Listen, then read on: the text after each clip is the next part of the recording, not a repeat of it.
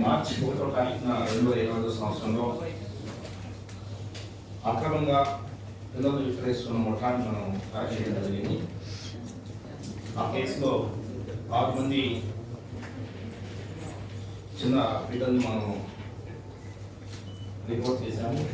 Report చేసి అందులో చాలామంది మనము అరెస్ట్ చేయడం జరిగింది.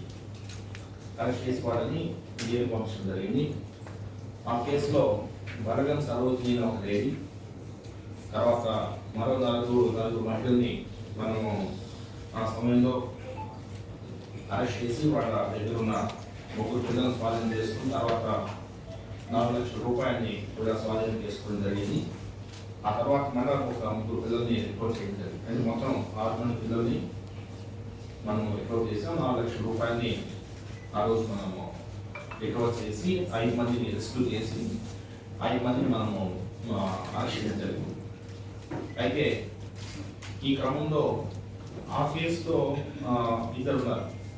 ఒకరు వరగం సరోజిని ఒక లేడీ 31 years, అదేవిధంగా షేక్ ఫరీనా అనే ఒక లేడీ.